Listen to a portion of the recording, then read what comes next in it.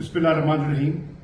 मुझे एहसास है कि आज पाकिस्तानी और तहरीक इंसाफ से मुंसलिक हर कारकुन इज़्तिराब की कैफियत पे है। जो आज फैसला आया है उसको लोगों ने इंसाफ के तकाजों के बरक्स जाना है, और जो एक बुनियादी हक था इमरान खान का, एक फेयर ट्रायल का, आर्टिकल 10A के तहत वो मुयस्सर नहीं हुआ।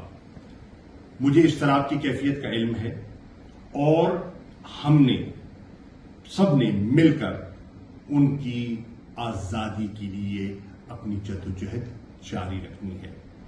कानूनी जंग भी लड़नी है और सियासी जद्दोजहद भी करनी है। पुरअमन अंदाज में हमने आगे बढ़ना है। इमरान खान साहब की वाज़ेह हिदायत हैं, उन हिदायत को, उन गाइडलाइंस को सामने रखते हुए हमने आगे बढ़ना है।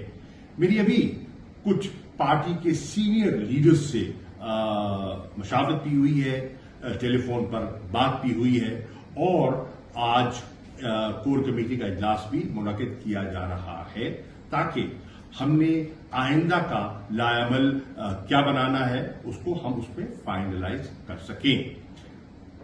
कुदरती बात है कि एक फितरी रद्दअमल है लोगों में, एक इज़्तिराब है, एक गम और गुस्सा भी है, और मुख्तलिफ जगह पर लोग अपना इमरान खान के साथ यकजहती का इजहार भी करना चाहते हैं और अपना पुरअमन एहतजाज भी रिकॉर्ड कराना चाहते हैं। वो आपका आईनी कानूनी हक है, कोई आप वो सलब नहीं कर सकता।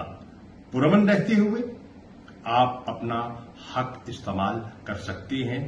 इमलाक को नुकसान नहीं पहुंचाना, कानून को हाथ में नहीं लेना, लेकिन अपनी जद्दोजहद को, हकीकी आजादी की जद्दोजहद को हमने आगे बढ़ाना है। इसके लिए एक मशावरती इजलास आज ही बुलाया जाएगा जिसमें हमारे वकला भी होंगे और कोर कमेटी के दीगर हजरात भी होंगे। हम उनसे मशावरत करके आगे बढ़ना चाहेंगे।